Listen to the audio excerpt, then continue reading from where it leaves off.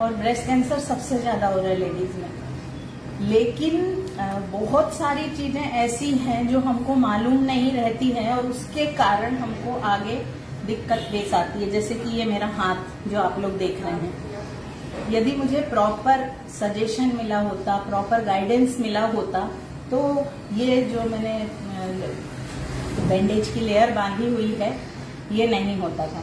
तो वही सब बताने के लिए मैं आप लोगों के सामने आज आई हूँ। तो जैसे आप लोगों को मालूम है कि आज मैं अपनी जो ये कैंसर की जर्नी 1 साल की है वो आप लोगों के साथ में शेयर करने आई हूँ। उसके पीछे का मोटो ये है क्योंकि आजकल ब्रेस्ट कैंसर तो बहुत ज्यादा हो रहा है, कैंसर ही बहुत ज्यादा हो रहा है और ब्रेस्ट कैंसर सबसे ज्यादा हो रहा है लेडीज में। लेकिन बहुत सारी चीजें ऐसी हैं जो हमको मालूम नहीं रहती हैं और उसके कारण हमको आगे दिक्कत पेश आती है। जैसे कि ये मेरा हाथ जो आप लोग देख रहे हैं, यदि मुझे प्रॉपर सजेशन मिला होता, प्रॉपर गाइडेंस मिला होता, तो ये जो मैंने बैंडेज की लेयर बांधी हुई है ये नहीं होता था। तो वही सब बताने के लिए मैं आप लोगों के सामने आज आई हूँ। तो ये जो मेरा ब्रेस्ट कैंसर है, मुझे हाथ में दर्द हुआ था, साइड हाथ में दर्द से स्टार्ट हुआ था। तो लगा शायद तकिए के नीचे सोने होने से आ गया, लेकिन 4-5 दिन बाद गठानी हाथ में आ गई और गठान का साइज भी अच्छा खासा था। उस टाइम पर मेरा प्रोफेशनल केक का वर्कशॉप चल रहा था नवंबर 2022 में। 3-4 दिन ही क्लास को हुए थे और उसमें भी बाहर के काफी सारे स्टूडेंट थे, मद्रास से, रायपुर से, इटारसी से, बहुत सारे अलग अलग जगह के स्टूडेंट आए हुए थे। उसी पीरियड में मुझे गठान है। लेकिन स्टार्टिंग में मेरे हस्बैंड और बेटे ने मुझे कुछ भी नहीं बताया, नॉर्मल गठान है, अभी टेस्ट है, अभी रिपोर्ट आ रही। लेकिन अंदर से एक फीलिंग आती है ना कि कुछ तो भी गलत हो रहा है, कुछ तो भी मेरे से छुपाया जा रहा है। फिर जैसे तैसे करके मुझे मालूम हुआ, 10 दिन कम से कम सारी रिपोर्ट्स में लग गए और पता चल गया कि मुझे ब्रेस्ट कैंसर है और काफी अच्छा साइज था, यानी 2nd और 3rd। मुझे पहले मालूम था कि प्राइमरी स्टेज है, लेकिन प्राइमरी स्टेज नहीं थी, 2nd और 3rd के बीच का वो था। अब हम लोगों को बहुत परेशानी वाला पीरियड है। आप समझ सकते हैं कि कैंसर वर्ड मतलब कि एक ऐसा वर्ड है जो आपको पूरा हिला के रख देता है और आपकी लाइफ को पूरा चेंज कर देता है। तो बहुत घबराहट, बेचैनी, ऐसा लगा सब कुछ खत्म। बेटा दिख रहा, हस्बैंड दिख रहा, भाई लोग दिख रहे, क्या होगा आगे, ये सारी फीलिंग्स मुझे आ रही थी। 15-20 दिन में बहुत ज्यादा परेशान रही, बहुत ज्यादा, अति परेशान।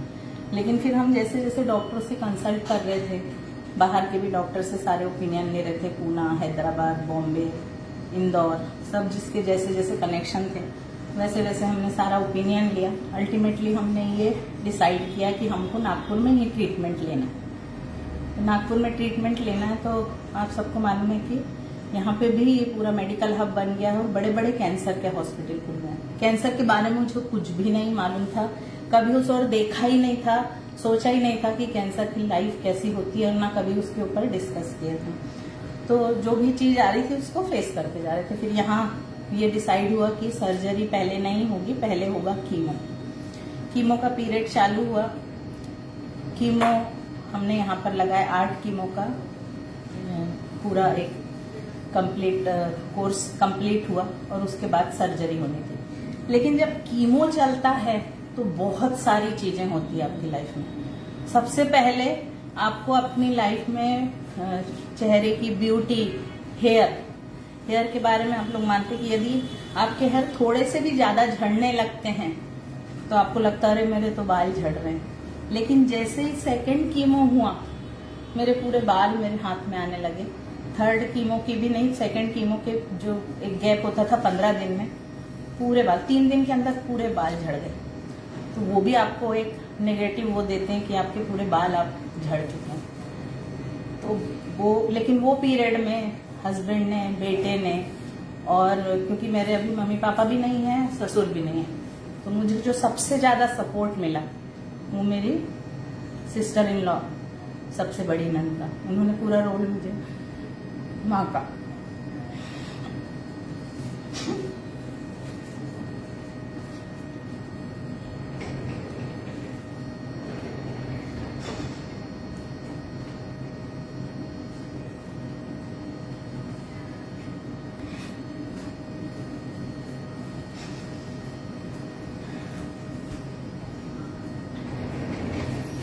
Be strong ma'am.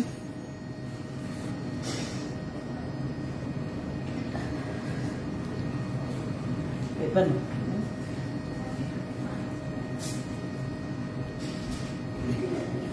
हाँ सॉरी, हाँ पेपर नैपकिन देना मुझे।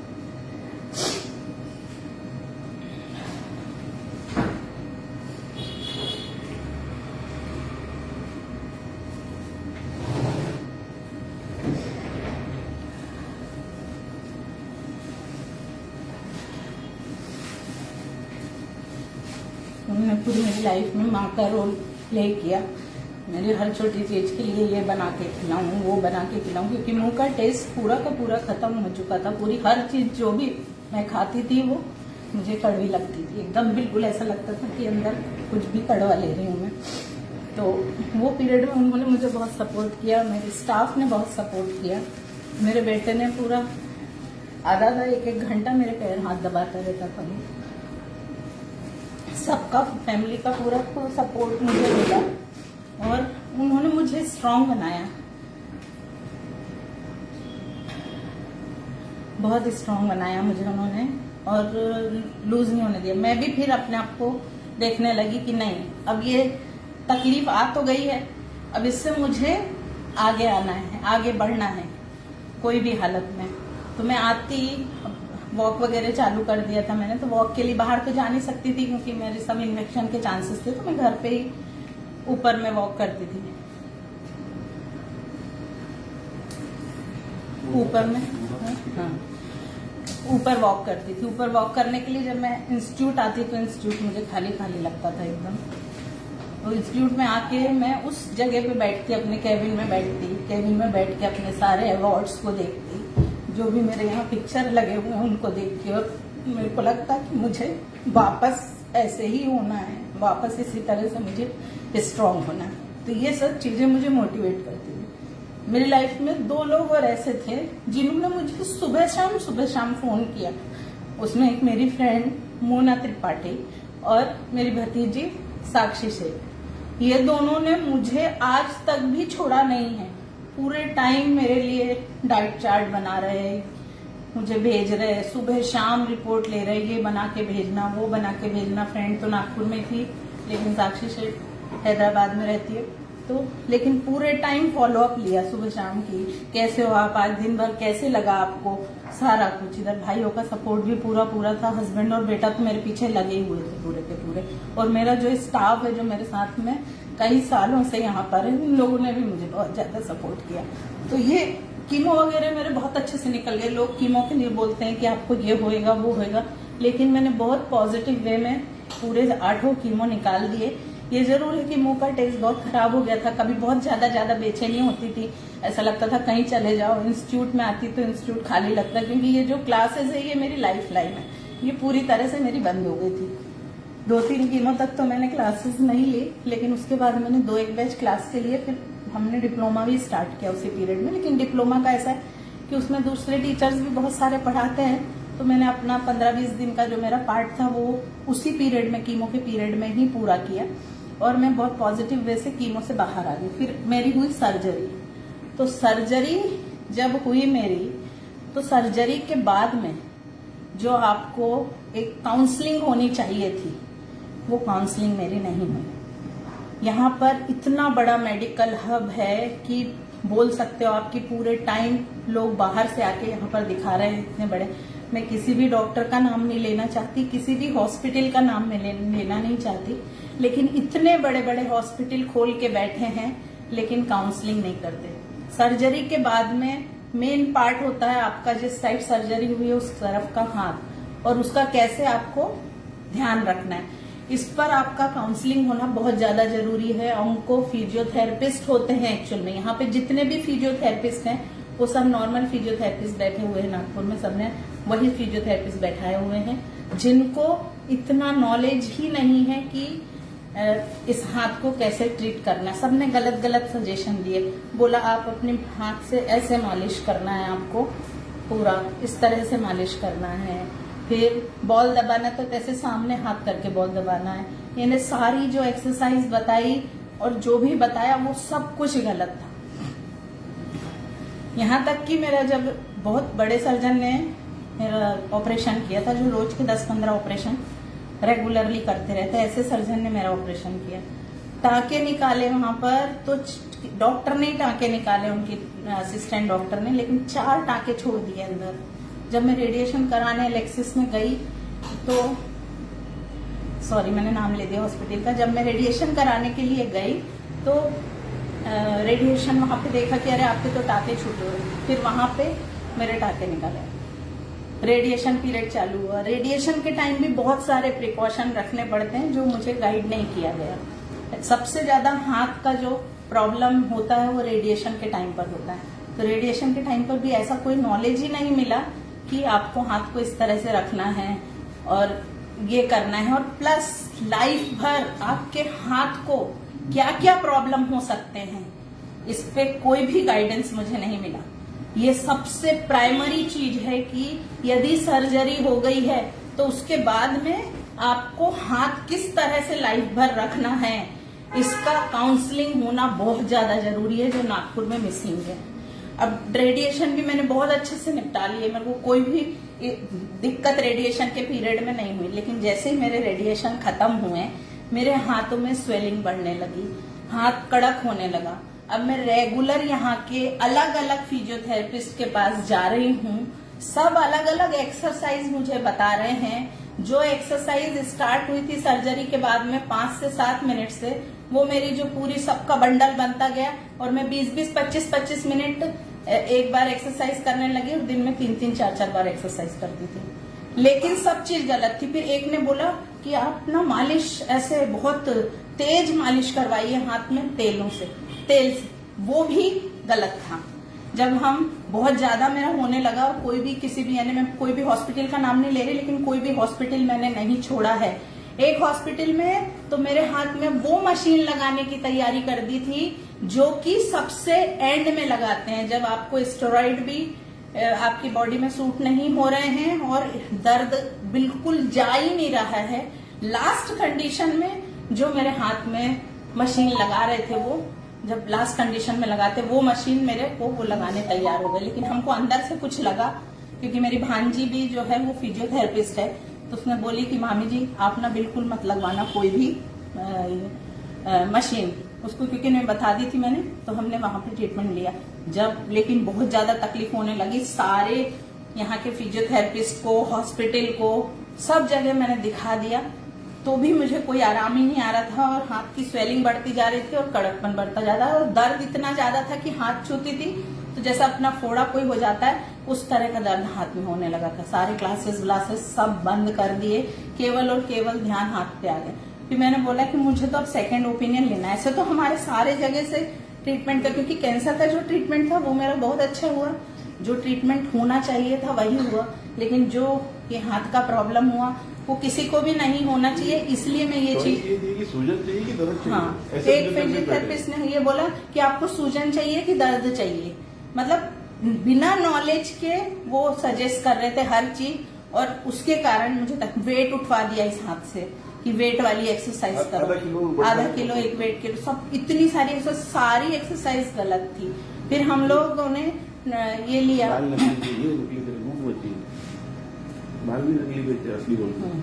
तो फिर जो लोग काउंसलिंग करते हैं उन लोगों ने भी थोड़ा सा काउंसलिंग गलत तरीके से की, जो पहले इस चीजों से सफर कर चुके थे। तो नाम में किसी का भी बोलना नहीं चाहती हूँ और ना बोलना है मुझे केवल अवेयर करना है आप लोगों को, क्योंकि ब्रेस्ट कैंसर बहुत ज्यादा बढ़ रहा है और जिसका भी ब्रेस्ट कैंसर का ये होगा, सर्जरी होगा, उसको हाथ में प्रॉब्लम आता ही है। होता क्या है कि सर्जरी के टाइम पर हमारे जो लिम्फ नोड होते हैं वो 3-4 लिम्फ नोड आपके डैमेज हो जाते हैं। डैमेज होने के कारण यहाँ पर जो लिक्विड रहता है, लिम्फेटिक फ्लूइड रहता है, उसको जाने का रास्ता ब्लॉक हो जाता है। उसके जाने का रास्ता ब्लॉक हो जाता है तो जो लिक्विड है वो हाथ में जमा होने लगता है और उसी के कारण हाथ में स्वेलिंग और कड़कपन आ जाता है। लेकिन इसका किसी ने भी बताया नहीं कि आपको ये प्रॉब्लम हो रहा है तो आपको ये चीज करना चाहिए, कुछ नहीं। फिर हमने बोला बहुत ज्यादा समस्या आगे बढ़ती जा रही है, तो हम लोग गए बॉम्बे। टाटा मेमोरियल गए, वहाँ पे हमने पूछा, ट्रीटमेंट बहुत अच्छा हुआ, बोले आपका कोई प्रॉब्लम नहीं है, जो दवाइयाँ आपकी चल रही है, यदि आप यहाँ भी आते तो हम यही दवाई आपको प्रेफर करते थे, लेकिन आपको फिजियोथेरेपी डिपार्टमेंट से मिलना पड़े।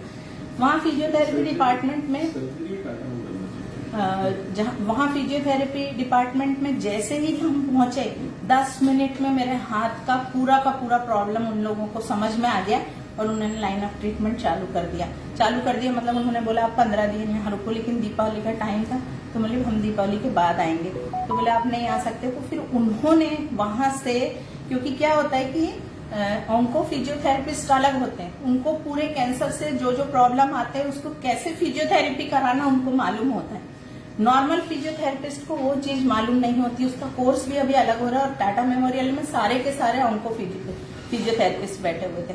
उन्होंने फिर अपने इसमें देखा कि यहाँ से कौन नागपुर से, वो बॉम्बे से नागपुर गया है जो, तो 3 साल जिसने यहाँ से डॉक्टर सब्बीर हुसैन फिजियोथेरेपी वहां से करके आए थे, वो टाटा में 3 साल उन्होंने दिए थे, तो उनका नंबर हमें दिया, वहीं से बात करी। देखिए आप कितना ज्यादा क्या होता है ना, कैंसर पेशेंट है, डॉक्टर अपना इलाज तो कर रहा है, लेकिन यदि वो ऑलरेडी परेशान है अपने आप से, इतनी बड़ी बीमारी का नाम सुनते ही लोगों को डर लगता है, यदि वो थोड़ा सा प्यार से बोले, उनको प्यार से समझाएं कि बहुत चीजें ऐसी है, खुद नहीं बता सकते तो अपने नीचे एक असिस्टेंट रखें जो कि काउंसलिंग करे और आपको हंसते हंसते इस पीरियड से बाहर लेकर आए।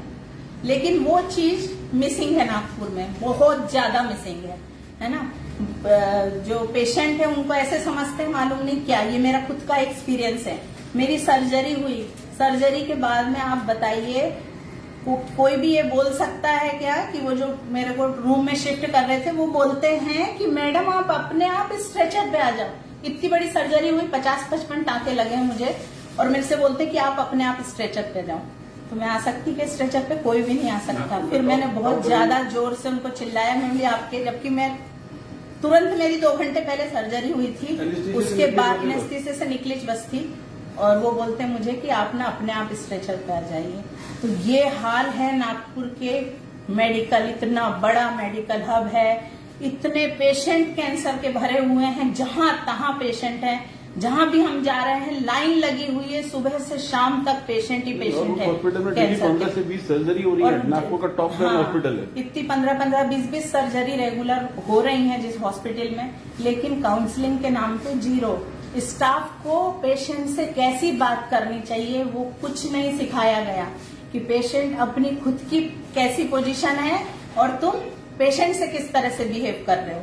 ये बहुत ज्यादा जरूरी है कि पेशेंट से आप कैसे बिहेव कर रहे हो, ये आपको बहुत, मतलब यानी बहुत बहुत बहुत ज्यादा जरूरी है, क्योंकि वही क्या है ना, पेशेंट को मोटिवेट होते हैं पेशेंट और अच्छा होने की ताकत रखते हैं। लेकिन मुझे मेरी फैमिली, मेरे फ्रेंड्स, इन लोगों ने इतना ज्यादा मेरे को मोटिवेट करके रखा था कि मैं लो हुई नहीं। लो कब हुई मैं? इस हाथ को लेके, जो मैंने आपको बताया, क्योंकि ये फोड़े के जैसे दर्द होता था, ऐसा लगता था जहां भी कोई ने छुआ तो ऐसा जोर से दर्द होता था, और इतनी स्वेलिंग ऐसे। डॉक्टर बोले वहां पर कि यदि आप अभी नहीं आते तो ये हाथी पाव के जैसा हो जाता और पूरा कड़क हो जाता। मैं जिंदगी भर इससे काम नहीं कर पाती। अभी आप बहुत अच्छे समय पे आ गए, बहुत अच्छे रिजल्ट मुझे और thank you doctor Sabbir Hussain का, जिन्होंने मुझे यहाँ पे पूरा अपना ट्रीटमेंट दिया। मैं डेली उनके पास अभी भी जा रही हूँ।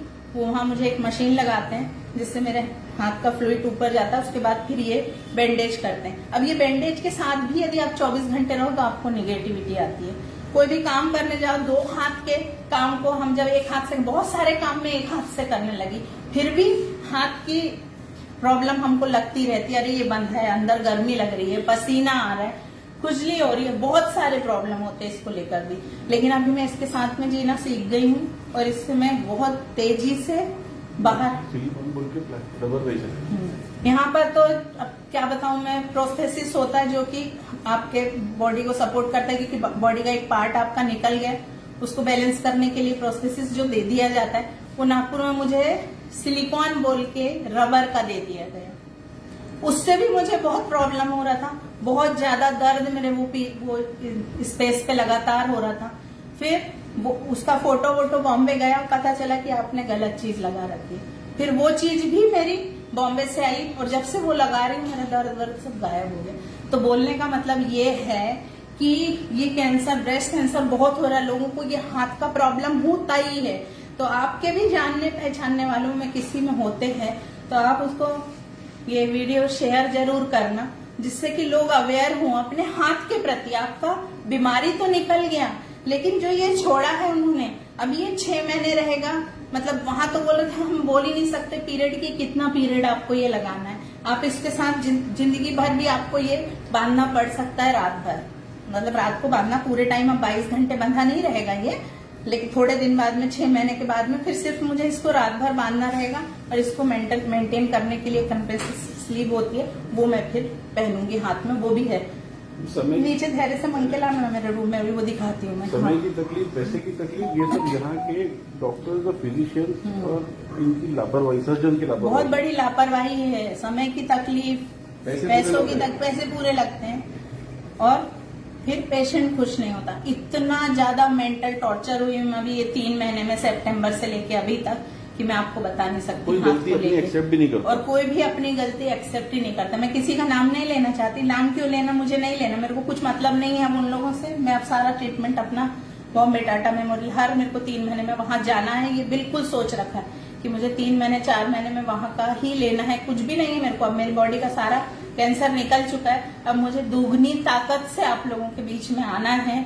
जो मेरे 1 साल में बहुत सारी चीजें मेरी छूट गई है, उनको मैं अब सब रिकवर करना चाहती हूँ। और मेरी जो भी बहन है जिनको कैंसर का, ब्रेस्ट कैंसर का प्रॉब्लम है, उन तक आप ये पोस्ट जरूर से जरूर पहुंचाना। मैं आपको बताती हूँ कि पॉजिटिव थिंकिंग यदि आपकी है तो ही आप इस बीमारी से बाहर आ सकते हैं। मैंने बहुत सारे पेशेंट ऐसे देखे हैं, ये बीमार होने के बाद में वो अपने आप को पूरा समझ लेते हैं कि अब हमारी कोई लाइफ नहीं रह गई। मैं आपको बताती हूँ, मैं बहुत पॉजिटिव रही। मेरे हस्बैंड ने मेरे लिए छोटी छोटी सी ट्रिप बनाई, छोटी सी 1 दिन की। मैं कईयों बार पेश होकर आई, वो बेना मतलब काम कुछ था ही नहीं, मुझे उठाते चलो घूमने चलते। मास्क लगाया, अपना खाना अपने साथ में रखा, क्योंकि सबसे ज्यादा परहेज खाने का, पानी का और मास्क का था। डॉक्टर साहब बोले थे कि आप मास्क के बिना कहीं नहीं जाना। मैंने बहुत समय तक मास्क पहना, अभी समझ लो बंद किया है, 1 साल के बाद बंद किया मैंने मास्क पहनना। नहीं तो पूरे टाइम में मास्क पहन रही थी। बॉइल पानी तो मैं अभी भी पी रही हूँ, क्योंकि मैं अभी कीमो की टेबलेट खा रही हूँ, जो मेरी शायद 1 साल चलने वाली है, मालूम नहीं अभी कितना टाइम चलेगी वो। तो उसके भी इफेक्ट बॉडी में, आपके हाथ काले होने लगते हैं, आपके नाखून काले होने लगते हैं, एंड पैर काले होने लगते हैं। बहुत सारी चीजें ये कैंसर पीरियड में आती। क्या है, कोई छोटी बीमारी आई, जैसे मुझे स्वाइन फ्लू भी हुआ था, डेंगू भी हुआ था, लेकिन 15 दिन में मेरा स्वाइन फ्लू चला गया। मैं 15 दिन में हॉस्पिटल से वापस आ गई, 4-8 दिन बाद में काम पे लग गई। स्वाइन फ्लू का चैप्टर खत्म, डेंगू हुआ 8 दिन में, डेंगू का चैप्टर खत्म। लेकिन ये जो चैप्टर है ये चलता ही रहता है, कंटिन्यू चलता रहता है। अभी मुझे टेबलेट लेना है, हर 3 महीने में बहुत सारे टेस्ट करना है। मेरी पूरी लाइफ चेंज हो गई, प्रोटीन डाइट पे आ गई मैं, गेहूं चावल छोड़ दिया, बहुत सारे मतलब पॉजिटिव चीजें मैंने अंदर ली। नहीं तो मेरे पास समय ही नहीं था, 18 घंटे 19 घंटे, और समय आने पे 20-20 घंटे काम कर लेती थी मैं। इतना ज्यादा मुझे काम से प्यार था। लेकिन अभी थोड़ा अपने ऊपर भी ध्यान दे रही हूँ, थोड़ा डाइट पे भी, पूरा फ्रूट्स है, नारियल पानी है, ड्राई फ्रूट है पूरा अपना ओट्स है, रागी है, ये सारी चीजों पे अभी मैं आ गई हूँ। और अपना पूरा ध्यान रख के, और अब आप लोगों के बीच में दुगनी ताकत से मैं आना चाहती हूँ। बोलना तात्पर्य कि एवरीथिंग इज क्यूरेबल, कोई भी ऐसा प्रॉब्लम नहीं है, कोई भी ऐसा प्रॉब्लम नहीं है। यदि आप जितना पॉजिटिव रहोगे तो अपने आप निकल जाता है। मैंने बहुत लोगों को कीमो में टूटते हुए देखा है, मालूम पड़ता है कि उनको ये हो रहा है, वो कुछ भी नहीं कर पा रहे हैं, उनको बहुत ज्यादा बेचैनी हो रही है। वो सब मुझे हुई नहीं, मैं बेचैन होने के पहले ही ये लोग मुझे कुछ ना कुछ ऐसा कर देते थे, यूं ही लॉन्ग ड्राइव पे लेके चले गए। कुछ भी मतलब इतना हेल्दी माहौल घर का था कि वो मेरा ध्यान बीमारी की तरफ जाने ही नहीं देते थे। और फिर मैंने डिप्लोमा स्टूडेंट को भी 15-20 दिन पढ़ाया। स्टूडेंट के बीच में मुझे बेचारों ने, मैं तो मास्क लगाती थी, वो भी मेरे सामने मास्क लगा के मेरे से पढ़ते रहे। 2-4 बैचेस भी लिए। रेडिएशन के बाद तो मैंने फुल फ्लैश में क्लास चालू कर दी थी। रेगुलर मेरे प्रोफेशनल केक का क्लास, कैफे क्लास, सारे क्लासेस एक मैं ले रही थी। लेकिन उसी पीरियड में मुझे स्वेलिंग का प्रॉब्लम आने लगा था, जो सितंबर आते आते बहुत ज्यादा हो गया। और फिर उसके बाद में मैंने जो आप लोगों को बताया अभी ये सब, तो यही मेरी पूरे 1 साल की स्टोरी रही है। समीकरण ये है कि टेंशन नहीं लेना, किसी को होता है तो सब पॉजिटिव रहे, सब चीज ठीक होती है, इलाज बहुत अच्छे होते हैं। पॉजिटिव रहने में सारी चीजें ठीक होती है, कितनी भी बड़ी प्रॉब्लम है। अब देखो, लेकिन एक चीज आप लोगों को मैं फिर से बोलूंगी, मेरा जो एक्सपीरियंस है वो ये है कि हमको जो आया है उसके बारे में हमको ज्यादा जानना नहीं है। जो डॉक्टर बोल रहा है वो करते जाओ, गूगल नहीं करना, लोगों की बातें नहीं सुनना। जो लोग आपसे नेगेटिव बातें करते हैं उनके फोन ही रिसीव नहीं करना ये पीरियड में, कि उसका ये था, उसको ये हो गया, उसने ऐसा किया वैसा किया, कुछ नहीं। कैंसर वर्ड एक है, सबकी तकलीफ अलग अलग है। तो ये पीरियड में आपको पॉजिटिव तो रहना ही है, लेकिन नेगेटिव लोगों से दूर रहना है। मैंने बहुत सारे फोन उठाए नहीं, मेरा बेटा और हस्बैंड उठाते थे, मैं ज्यादा फोन में बातें जो कोई नेगेटिव बात स्टार्ट करता था तो मैं बोलती थी भाई ये 20 साल पहले की बात मुझे मत बताओ, अभी ट्रीटमेंट में बहुत चेंज आया। लोग गूगल कर करके परेशान होते हैं, मैं गूगल कुछ नहीं करी कि रेडिएशन होता है तो क्या होता है, कीमो होता है तो क्या होता है, सर्जरी होती है तो क्या होती है। जो भी आया उसको मैंने फेस करी, बिल्कुल हंसते हंसते फेस करी, तो मेरा सारा पीरियड बहुत अच्छे से निकल गया मेरे ट्रीटमेंट का। बस मुझे जो प्रॉब्लम आया वो हाथ का आया। कोई क्वेश्चन होंगे तो लेना। ज्यादा से ज्यादा ये पोस्ट को आप अवेयरनेस के लिए शेयर जरूर करना। आज की पोस्ट को मैं रिक्वेस्ट करती हूँ आपसे कि ज्यादा से ज्यादा इसको शेयर करिए आप। और किसी को भी दिक्कत कुछ भी आती है आपको तो आप कभी भी मुझे कॉल कर सकते हैं इस बारे में नॉलेज लेने के लिए, या मेरे ऊपर जो गुजरी है कैसे किसको करना वो सब। ये देखिए, अब ये जो बैंडेज है, बाल नहीं बेचूंगी, नो कोई प्रोसेसेस बेचती हाँ, हूँ, लोगों के सामान मेरे को सेल कुछ भी नहीं करना है, मैं तो अपना बस अपनी चीजें। ये देखिए नागपुर में ये देखिए, ये ना ये बैंडेज है। अब ये बैंडेज जब उतरती है तो मेरे हाथ में ये स्लिप पहनी जाती है, ये स्लिप मैं पहनती हूँ, उसके ऊपर ये दास्तान रहता है, तो ये भी पूरा ये यहाँ तक कवर रहता है। तो यदि हमने 20 घंटे ये लगाए हैं तो 2-3 घंटे के लिए ये पहनो, फिर 2-3 घंटा खुला रखो अपना हरे वाले सुबह के प्रोसेस के लिए, और फिर से ये बैंडेज मांगो। तो ये प्रोसेस अभी मेरे लाइफ का चल रहा है, लेकिन अब इससे मैं बहुत जल्दी अलग होने वाली हूँ और अपना ध्यान पूरा मेरी लाइफ लाइन पे लगाने वाली। लाइफ लाइन मतलब मेरी क्लासेस पे। चलिए अब इस बारे में बताइए, आप लोग क्या क्या सीखना होगा, आप शेड्यूल बताइए। क्वेश्चन होंगे तो ले दो, आप ले दो। बहुत क्वेश्चन तो बहुत सारे हाँ, हैं। बोलो ले क्वेश्चन ले दी। हाँ, एक क्वेश्चन तो सेकंड। बहुत है। हाँ तो करो ना आप क्वेश्चन। हाँ मैम, नासिक में भी अच्छे डॉक्टर्स हैं। हाँ, लेकिन अभी कैसा है ना, सब चीज सही हो गई है, अब ज्यादा नहीं, क्योंकि अपन बहुत ज्यादा भी इधर उधर पूछो ना तो तकलीफ होती है। अब अपने मैडम कोई एक डॉक्टर बात अच्छे है कि मिल जो जाए। जिस पीरियड में आप गुजरे उस पीरियड में आपने डाइट क्या यूज की है, वो डाइट को भी बार आप शेयर करेंगे। डाइट के लिए मैंने अपना प्रोटीन डाइट किया था, मैं आपको अपना शेयर करती हूँ पूरा। मैंने अभी गेहूं और थोड़ा चावल करीब 10-15 दिन में 1-2 बार ही मैं खा रही थी, बाकी छोड़ा हुआ था। तो मॉर्निंग में एक्चुअल में जब मैं उठती थी हमेशा तो चाय के साथ कभी बिस्किट या फिर कभी मखाने ये सब लेती थी। तो बिस्किट तो मुझे लेना नहीं था, और अर्ली मॉर्निंग क्योंकि मैं फिर बहुत सारी चीजें करती थी, जैसे वो जवारे का रस पीना है, गिलोय का पानी पीना है, तुलसी और दही को मिक्सी में फेंट के पीना है, ये सब मैं 1-1.5 घंटे के अंदर पूरा करती थी। सुबह मॉर्निंग में मॉर्निंग वॉक करती थी करीब 1-1.25 घंटा। उसके बाद में जैसे मैंने बोली अपने ट्रॉफीज के पास में मैं बैठकर और थोड़ा उनको देखती थी, अपने जो पेपर मीडिया के साथ मैंने काम किया है वो पोस्टर देखती थी जिन जिन के फोटो के साथ में। उसके बाद मैं अपना नीचे जाती, अपनी चाय बनाती और चाय के साथ में एक प्रोटीन पराठा बनाती थी। प्रोटीन पराठे में रोज डेली मैं अपना पनीर खुद घर में फाड़ती थी, पनीर फाड़ा, स्प्राउट्स लिया और साथ में या तो ओट्स या रागी और या सत्तू, ओट्स रागी या सत्तू ये मैंने उसमें मिलाया, नमक मिर्ची मिलाई, वो पराठा बनाई और चाय के साथ डायरेक्ट वो पराठा खा लेती थी मैं। तो ये हेल्दी पराठा खाया। फिर 2-3 घंटे बाद में अखरोट, बादाम और खजूर और थोड़ा सा दूध ये सब मिला के लेती थी 3 घंटे बाद। फिर उसके बाद में मैं फ्रूट्स लेती थी, मल्टी फ्रूट्स, अलग अलग तरह के फ्रूट्स में मैंने कीवी और ड्रैगन फ्रूट भी बहुत खाया है क्योंकि वो भी बहुत अच्छा होता है। और बाकी फ्रूट्स है, पपीता है, एप्पल है जो सीजनल है, संतरा है, मौसम्बी है, ये सब फ्रूट्स खाए। फिर अनार का जूस लेती थी पूरा फाइबर के साथ, उसका पूरा जो भी है वो उसके साथ ही लेती थी, क्योंकि बहुत ज्यादा एक अनार खाया नहीं जाता था एक पीरियड के बाद में, तो मैं जूस लेना चालू कर दी थी, लेकिन उसका फाइबर अलग नहीं करती थी, वो भी पूरा मैं इनटेक कर लेती थी। उसके बाद मैं नारियल पानी लेती थी, फिर सूप लेती थी और रात में फिर खाना खाती थी। कभी मूंग दाल का चीला, कभी बाजरे के आटे का चीला, कभी जवारी का खीर बना के खाते। तो इस तरह से मैंने अपना ये पीरियड निकाला और आज भी मेरा वो डाइट फॉलो चल रहा है। कभी कभी थोड़ा बहुत गेहूं का ये चीज, ऐसा नहीं कि गेहूं पूरा बंद कर दिया है, 8-10 दिन में एक बार गेहूं चावल भी खा लेती हूँ। लेकिन डाइट का भी बहुत रोल अदा होता है। क्या होता है कि जब कीमो होता है ना, और कीमो में यदि हम खाली पेट सब चीजें कर रहे हैं तो वो कीमो आपकी बॉडी में अलग तरह से इफेक्ट करता है। कीमो चलता रहता, उस टाइम पर भी आपको कुछ ना कुछ खाना जरूर रहता। तो मैं अपने साथ मखाने ले जाती थी, ड्राई फ्रूट लेकर जाती थी, क्योंकि 5-6 घंटे लग जाते थे कीमो होने में। तो उस पीरियड में लेटे लेटे मेरे हस्बैंड या बेटा जो भी गया वो मेरे को मुंह में डालते रहते थे और मैं खाती रहती थी। मेरे ही सामने 2-4 लोगों को मैंने देखा वो नहीं खा रहे, तो उनको कहीं उल्टी आ रही है, कहीं उनके पेट में तकलीफ हो रही है, कहीं उनको चक्कर आ रहे हैं, ये सारा भी मैंने देखा हुआ है। तो मैंने खाते पीते निकाला है, हेल्दी चीजें मैंने खाई है ये पीरियड में बहुत ज्यादा। और इसमें मेरे को पूरा सपोर्ट किया मेरे फ्रेंड मोना ने और साक्षी, मेरी भतीजी साक्षी ने। इन लोगों का डेली फॉलोअप मेरे को रहता था। कुछ भी हो जाए इनके फोन आना ही है, सुबह शाम फोन कर करके मेरी पूरी तबीयत को इन्होंने बहुत अच्छे से निकाला है।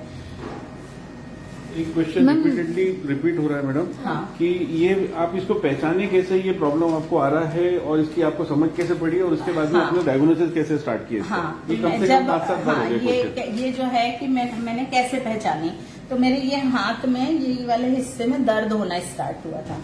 तो मुझे ना तकिए के नीचे हाथ रख के सोने की आदत है। तो ये लोग बोले शायद बहुत तेज दर्द हो रहा था, दबाने पे भी वो खत्म नहीं होता था, तेल लगाओ तो भी कुछ नहीं होता था। जैसे अपन कोई लोशन वगैरह लगा रहे हैं ना पेन किलर वाली, उससे भी वो दर्द जा रहा नहीं था। और तो ऐसा लगा शायद होगा तो अपन 2-3 दिन ऐसे ही ये चीज लगा लो वो चीज लगा लो ठीक हो जाएगा। लेकिन 3-4 दिन बाद मुझे गठान फील होने लगी, और जैसे ही हाथ लगाई तो इतनी बड़ी गठान, ऐसा लग रहा था तुरंत हम लोगों ने हमारे जो फैमिली डॉक्टर हैं सबसे पहले तो उनको बताया। तो उन्होंने बोला इसका टेस्ट करना पड़ेगा। फिर हम मेमोग्राफी करा कर आए, मेमोग्राफी कराया और सिटी कराया शायद चेस्ट का। तो उसमें ये आया कि गठान है, लेकिन इन लोगों ने बोला नॉर्मल गठान है। इनको पहले दिन ही मालूम पड़ गया था मेरे हस्बैंड को और बेटे को कि गठान नॉर्मल नहीं है, लेकिन इन्होंने बोला नॉर्मल गठान है, अभी इसके और आगे के टेस्ट होंगे करके। तो फिर वो नॉर्मल गठान का टेस्ट हुआ, फिर बायोप्सी हुई, फिर वो रिपोर्ट जाती है बॉम्बे, फिर वहां से आई, फिर उसके बाद ट्रीटमेंट। ये सब चीजों में करीब 15 दिन आपके लग जाते हैं। उसके बाद फिर मुझे फर्स्ट कीमो, ये डिसाइड करती है आपकी रिपोर्ट, बायोप्सी की रिपोर्ट जब आती है तब वो डिसाइड करती है कि पहले कीमो होंगे या पहले सर्जरी होगी। तो मेरी रिपोर्ट के आधार पे उन्होंने पहले मुझे कीमो दिया और फिर अब देखिए मैं बताती हूँ पीरियड कैसे मेरा ठीक निकला। कि मुझे तो ये मालूम था कि मेरा प्राइमरी स्टेज है। यदि मेरे को पहले दिन से ही मालूम होता कि गठान बड़ी है, 2nd-3rd स्टेज है, तो मेरे दिमाग में कीड़ा चलने लगता। लेकिन मुझे मालूम था मेरा प्राइमरी, मैं कभी अपने रिपोर्ट को देखती भी नहीं थी कि क्या देखना है मुझे, है ना। मुझे देखना ही नहीं था कि रिपोर्ट क्या है और क्या नहीं है, मैं देखती नहीं थी। वो मेरे को बता दी है ये टैबलेट खाना है, वो टैबलेट मैं खा रही हूँ और अपने ट्रीटमेंट को बस इसी तरह से ले रही हूँ, कोई गूगल नहीं कर रही, कुछ नहीं कर रही। तो ऐसे मालूम पड़ा था। फिर हमारा कीमो स्टार्ट हुआ था। कीमो 15 दिन के आड़ में एक कीमो होता था, एक कीमो हुआ, फिर 15 दिन गैप, फिर कीमो, इस तरह से 8 कीमो हुए मुझे। और ब्रेस्ट कैंसर का सेंटेंस क्या होते हैं? ब्रेस्ट कैंसर का सिम्टम्स क्या? सिम्टम्स कोई बताए ना? सिम्टम्स यही है जो बताया आपको मैंने। क्योंकि क्या होता है ना, आपको दर्द नहीं होता है उस जगह पे जहाँ पे आपको गठान है। ये सबसे बड़ा यही तो है कि आपको चेक करते रहना चाहिए। जैसे कि आज बोलते हैं 35 साल के बाद में आपको मेमोग्राफी कराना जरूरी है। समय समय पर अवेयरनेस प्रोग्राम भी इतने सारे होते रहते हैं, लेकिन मैंने अपने काम के चक्कर में कुछ कभी ध्यान ही नहीं दिया क्या हो रहा है करके कहाँ पर। तो कभी हमने देखा ही नहीं। ऐसा कुछ नहीं है, जब जो होना है वो अपने आप ही होता है। ये वो तो आप है कितने कि भी टेस्ट करा लो कोई फर्क नहीं पड़ता है। तब होता ही है, कितने भी टेस्ट करा लो, अब आपको मालूम जब भी पड़ेगा जब मालूम पड़ना है। कोई ऐसा डेफिनेशन नहीं है किस कारण से हुआ है, उस कारण से हुआ वो जब और होगा। कारण तो पता ही नहीं है इस चीज का, आप बोल ही नहीं सकते किस कारण से हुआ है। डॉक्टर ही नहीं बता पाते। मैंने सब डॉक्टर से पूछ लिया, कुछ नहीं, कोई नहीं बता पाता इसका। एक आपने हाथ के बारे में इतना बताया करके, तो आप एक चीज आपने फिजियोथेरेपी बोले, तो फिजियोथेरेपी और ऑन्को फिजियोथेरेपी में क्या फर्क है और कैसे क्या अपन उसको? जैसे रेगुलर फिजियोथेरेपिस्ट हैं जो वो अपना थोड़ा सा अलग सा एक्सरसाइज बता दिया, उन्होंने वेट की एक्सरसाइज भी बता दी। मैं बढ़िया आधा किलो का वेट बांध के और हाथ की एक्सरसाइज करी। जैसे ही बॉम्बे गई, वहां पे ऑन्को फिजियोथेरेपिस्ट थे। उन्होंने सबसे पहले बोला कि आप जो भी एक्सरसाइज कर रहे हैं यहाँ पे, और उन्होंने जो 7 एक्सरसाइज बताई उसमें केवल एक कॉमन थी। अब सोच सकते हैं आप, टाटा मेमोरियल की 7 एक्सरसाइज और नागपुर की 20-25 एक्सरसाइज जो मैं कर रही थी उसमें केवल एक ही कॉमन थी। बाकी सारी एक्सरसाइज उन्होंने मेरे से पूछा सब बंद कर दीजिए, बोले वेट उठाना नहीं है, मालिश में तेल का तो इस्तेमाल करना ही नहीं है, क्योंकि जो वो हमारा लिम्फोटिक फ्लूइड होता है ना, उसको बहुत आराम से ऐसे ऐसे करके और ऊपर लाया जाता है, क्योंकि वो स्किन के बिल्कुल नीचे होता है। उन्होंने बोला आप यहाँ पे बोला तेज मालिश करिए, जोर से रगड़ के मालिश करिए, ये सब गलत था। यहाँ पे सारा कुछ गलत था। तो ये बहुत इंपॉर्टेंट है कि आप ट्रीटमेंट ले रहे हैं तो आपको प्रॉपर गाइडेंस मिलना चाहिए, और हंसते खेलते चीजें निकले इसके लिए आपको पॉजिटिविटी भरना चाहिए डॉक्टर्स ने, और डॉक्टर के जो असिस्टेंट हैं उन्होंने सिर्फ ऐसे सड़ा मुंह बना के देख लिया और प्रिस्क्रिप्शन लिख दिया, बस हो गया। ये नहीं, आप बिजी हैं, बहुत बिजी हैं, हम मानते हैं, लेकिन आप अपने नीचे एक असिस्टेंट रखकर उससे काउंसलिंग कर सकते हैं पेशेंट की, जो कि नागपुर में बहुत मिसिंग है।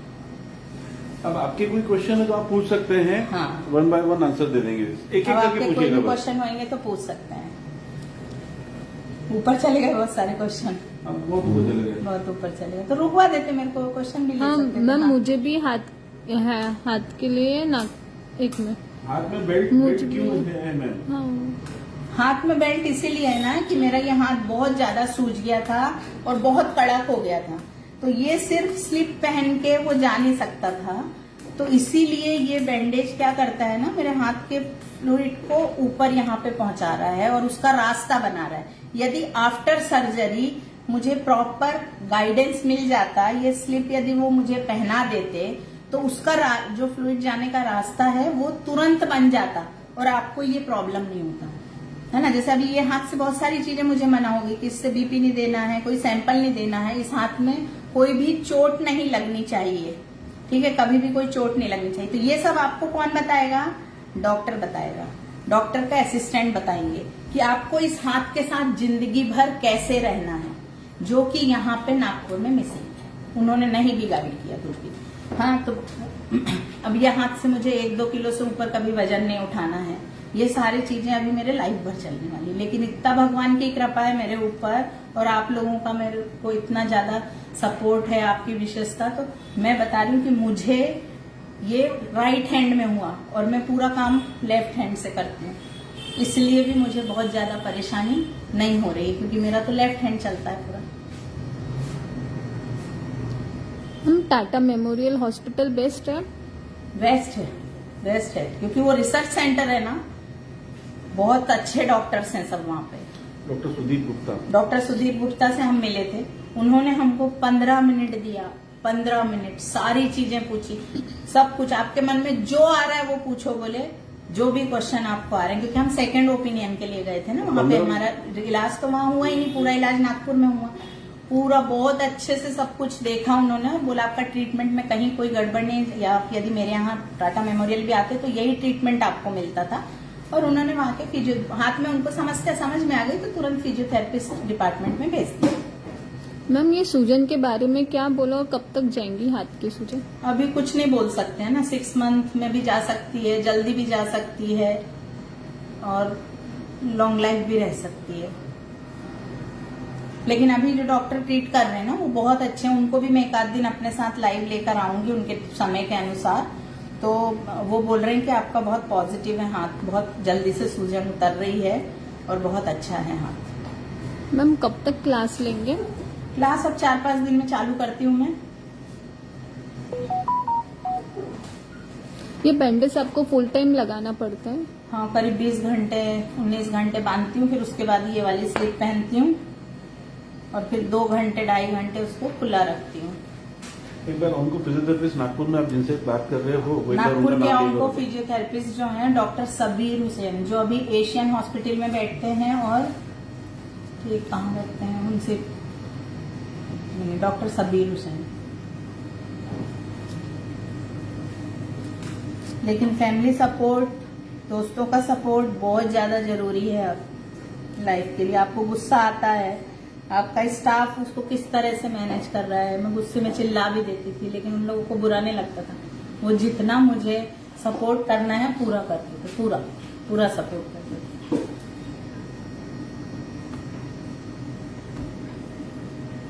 और कोई क्वेश्चन है? हाथ में और कोई क्वेश्चन? मैम हाथ में स्टार्टिंग में पेन हो रहा था क्या? बहुत पेन था, हाथ ये पूरा फोड़े के जैसे दर्द होता था, स्वेलिंग बढ़ती जा रही थी, कड़क होता जा रहा था हाथ, और जिस जगह सर्जरी हुई है वो भी बहुत पेन करता था। ये देखिए कि किस्मत कितनी अच्छी है आपकी, पहले से ही आप लेफ्टी हैं। हाँ, पहले से ही मैं लेफ्टी हूँ, ये बात तो है। ठीक है, वो ऊपर वाला रास्ता बना के देता है। प्रॉब्लम आनी थी, चली गई। बस थोड़ा सा मुझे थोड़ा मतलब यानी लो फील हुआ कभी हाथ को लेके, ये हाथ बहुत परेशान कर रहा था। लेकिन जैसे ही हम टाटा मेमोरियल पहुंचे सारी प्रॉब्लम सॉल्व, और अब मैं रेगुलर अपना जा रही हूँ, फिजियोथेरेपी करा रही हूँ, और अभी सब पॉजिटिव है। और कोई क्वेश्चन आपको पूछ सकते हैं। और प्लीज आज की इस पोस्ट को बहुत ज्यादा शेयर करें, है ना। बहुत सारे लोगों को जो समस्या है वो पहले से ही यदि मालूम रहेगी तो वो अवेयर रहेंगे इस चीज के लिए। हमको पता ही नहीं, हमको कोई फिजियोथेरेपिस्ट कुछ गाइड ही नहीं करना था ठीक से यहाँ पर, क्योंकि उनको खुद को भी नहीं मालूम था। नॉर्मल फिजियोथेरेपिस्ट है।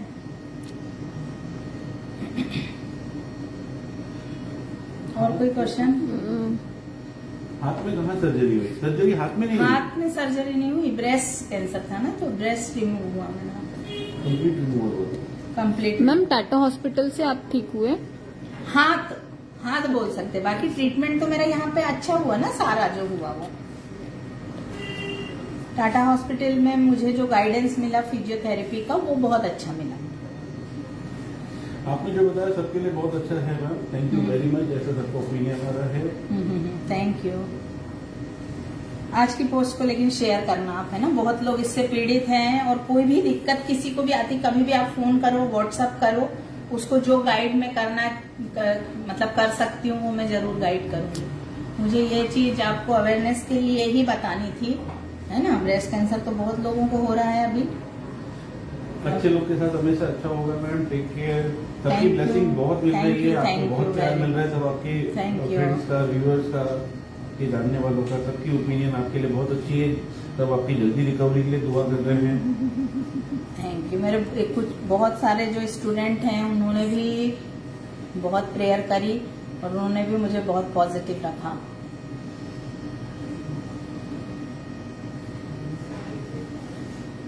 सपोर्ट तो सभी का था।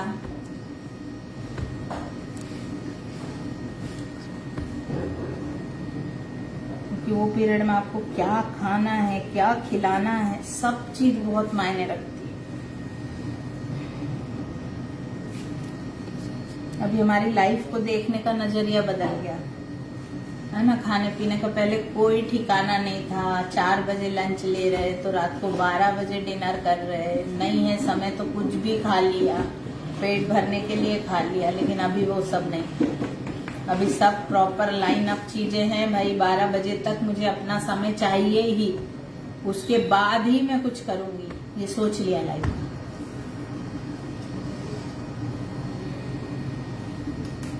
और कुछ क्वेश्चन होंगे तो आप कुछ पूछना चाहते हैं तो?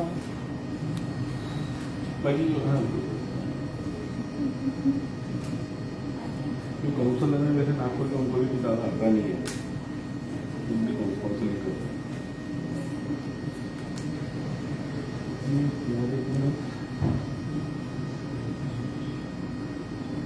बाकी तो सब आपके लिए ब्लेसिंग्स ही दे रहे हैं कि भाई गेट वेल सून और जल्दी रिकवरी। आप इतने प्यारे हैं कि आपके साथ कभी बुरा हो ही नहीं सकता। Thank you very much.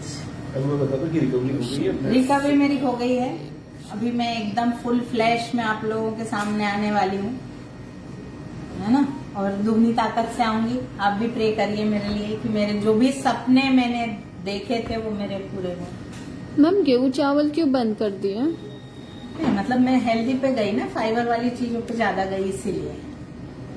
आपको बताती हूँ, मुझे बीपी था 2-3 साल से, अभी बीपी नहीं है। प्लस कीमो के साथ में शुगर भी आई थी मुझे, अभी शुगर भी नहीं है।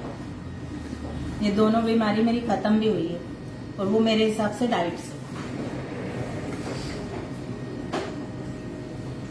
मैम कौन सी चीज पहले करने को कहा डॉक्टर ने? कुछ कीमो पहले हुआ मेरा, वो तो पूरा रिपोर्ट होता है ना, उसके आधार पे डॉक्टर डिसाइड करते हैं कि आपका कीमो पहले होगा कि सर्जरी पहले होगी। तो मेरा कीमो पहले हुआ, उसके बाद सर्जरी। तो बेसिकली वर्ड कॉमन है कैंसर, बाकी हाँ, सबका अलग अलग प्रॉब्लम अलग होता है। ब्रेस्ट कैंसर में भी अलग अलग प्रॉब्लम। मैम ब्रेस्ट कैंसर में बॉडी के कोई पार्ट में दर्द होता है या उसी के आसपास? नहीं, बस अब आसपास हुआ था ना, मुझे हाथ में दर्द हुआ था, यहाँ पे ये साइड में हाथ में दर्द उठा था मुझे, उसी से मुझे मतलब बाद में एक तरह से बोल सकते हो कि वही सिम्टम सबसे पहले आते। बाकी जिस जगह पे वो गठान थी वहां तो दर्द था ही नहीं।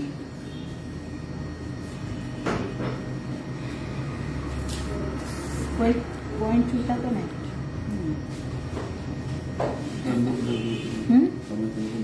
आप अब अपने ऊपर ज्यादा ध्यान दें मैम।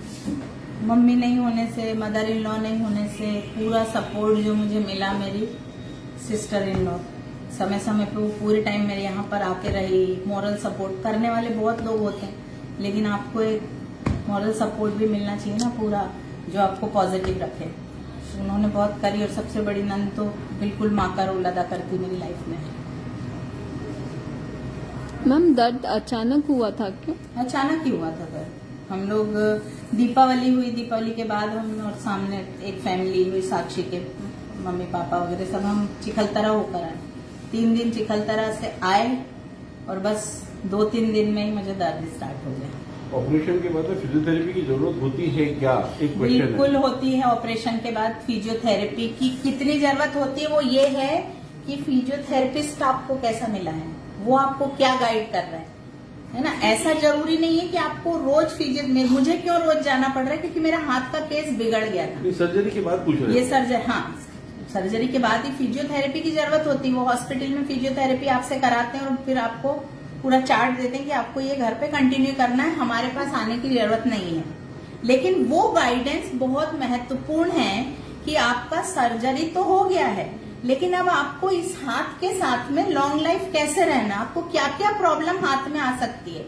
यदि ये आपको प्रॉपर गाइडेंस मिल जाए ना, तो रोज फिजियोथेरेपिस्ट के पास जाने की जरूरत नहीं पड़ेगी और ये बैंडेज कराने की जरूरत नहीं पड़ेगी। तो रेडिएशन के बाद फिजियोथेरेपी कितनी इम्पोर्टेंट है? हाँ, रेडिएशन के बाद भी फिजियोथेरेपी कितनी ज्यादा जरूरी है और कितना आपको एक्सरसाइज करना, वो गाइडेंस भी मिसिंग था हमारे इसमें, वो मालूम ही नहीं पड़ा। तो उनका क्वेश्चन यही था कि जरूरी है क्या? हाँ, जरूरी, बहुत ज्यादा जरूरी है। आपको समय समय पे फिजियोथेरेपिस्ट से मिलना भी है। फिजियोथेरेपिस्ट सादा नहीं लगेगा, वो ऑनको फिजियोथेरेपिस्ट बहुत ज्यादा पहचान मान लीजिए, ऑनको फिजियोथेरेपिस्ट चाहिए।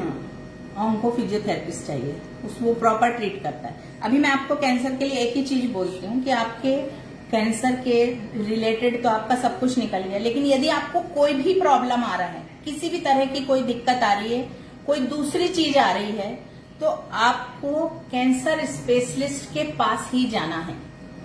यदि आपको दूसरी बीमारी है, वही आपको बताएगा कि क्या करना। आप अपने मन से या कोई भी दूसरे डॉक्टर से सलाह लेके कोई दूसरी गोली भी नहीं खा सकते जब तक कि आपको कैंसर स्पेशलिस्ट, उनको फिजिशियन आपको नहीं बोलते हैं कि हाँ ये टेबलेट आप खा सकते हो, तब तक आप कुछ भी नहीं खा सकते। ये चीज आपको ध्यान में रखना है कि कोई भी प्रॉब्लम आने पर आपको ऑन्को फिजिशियन से ही डिस्कस करना, फिर वो रिफर कर दे कि आप इसके पास जाओ और इसको दिखाओ, तो वो ठीक है, लेकिन अपने मन से कुछ भी नहीं करना है। ये मेरा एक्सपीरियंस है। हमने यहाँ के नागपुर के सारे फिजियोथेरेपिस्ट के दरवाजे पे जाकर खटखटा लिया हाथ को लेके, लेकिन कहीं कोई प्रॉब्लम नहीं आया, कहीं कोई हमको सॉल्यूशन नहीं मिला। कहाँ मिला? ऑन्को फिजियोथेरेपिस्ट से हमको ये सॉल्यूशन मिला, यानी जो कैंसर के स्पेशलिस्ट फिजियोथेरेपिस्ट थे, उन्होंने फिर हमारा सॉल्यूशन दिया। तो बोलने का मतलब ये है कि यदि कोई बड़ी बीमारी आपको हुई है तो उसके स्पेशलिस्ट से ही आपको सलाह करना है। यदि दूसरा भी, सर्दी खांसी भी आ रही है, आपको बुखार भी हो रहा है ना, तो भी आपको उन्हीं से पूछ के दवाई लेनी पड़ेगी कि नहीं हमने क्रोसिन ले लिया, हो गया, हमने डोलो खा ली, हो गया।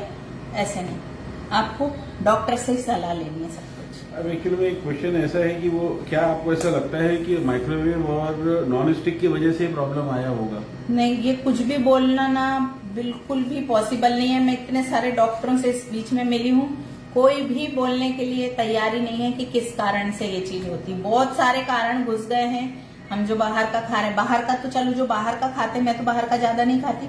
बाहर का खाने का मतलब बाहर का फूड नहीं, जो हमारे घर में आ रहा, अनाज आ रहा, हमारे सब्जी आ रही, फ्रूट्स आ रहे, ठीक है। आप जो सॉसेज हैं, जो भी हैं, सब में प्रिजर्वेटिव डाला, इतना सब जो फूड आ रहा है, वही सब कारण है कैंसर के, ऐसा लगता है बस। बाकी आप बोल नहीं सकते किस कारण से आ रहा है। जो एकदम हेल्दी लाइफ जी रहे हैं उन लोगों को भी कैंसर हो जाता है। चलिए, काफी अच्छा सेशन हो गया है। और आपकी कोई आगे कोई क्वेरी रहती है तो आप मैडम से व्हाट्सएप पे बात कर सकते हैं, कभी भी आप लोगों ने समय दिया इसके लिए बहुत बहुत धन्यवाद। ठीक है, तो आपने इतना समय निकाला, मुझे सुना, इसके लिए बहुत बहुत थैंक यू। और पोस्ट को मैं चाहूंगी कि आप बहुत ज्यादा शेयर करिए, इस पोस्ट को जितना ज्यादा होता है शेयर करिए, तो और लोगों को भी फायदा मिलेगा इससे, है ना। बहुत लोग इस चीज से आज प्रॉब्लम में है, आप लोगों को भी मालूम है। हर 5वां 6वां लोग आपको मिल जाएंगे, जिससे भी बात करो वो बता देता आपको 2-4 उदाहरण कैंसर के। और हम खुद देख रहे हैं ना, इतने हॉस्पिटल में गए, पूरे ठसाठस भरे हुए हैं, चाहे वो बॉम्बे हो चाहे नागपुर हो।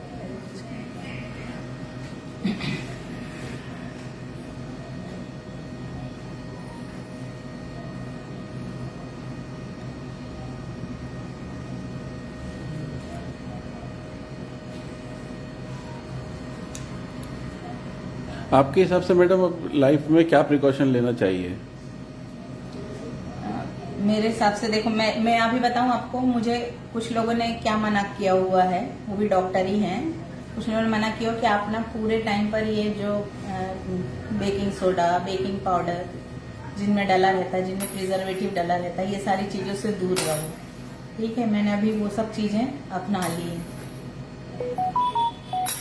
बहुत सारी चीजें जो फास्ट फूड वगैरह है, वो सब तो लाइफ ठीक ही नहीं है ना, अपने को भी मालूम है, लेकिन आज की जनरेशन उसी के पीछे पागल है।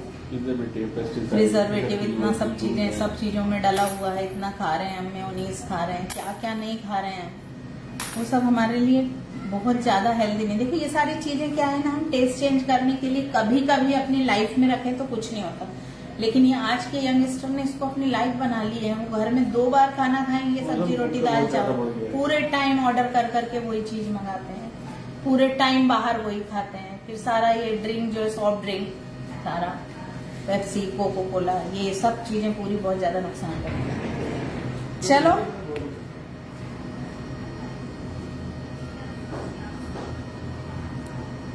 तो फिर मिलेंगे हम अगले लाइव में। अभी डॉक्टर साहब को भी मैं साथ में लाऊंगी एक दिन, वो भी आपको बहुत कुछ बताएंगे। Bye, thank you so much, thank you very much.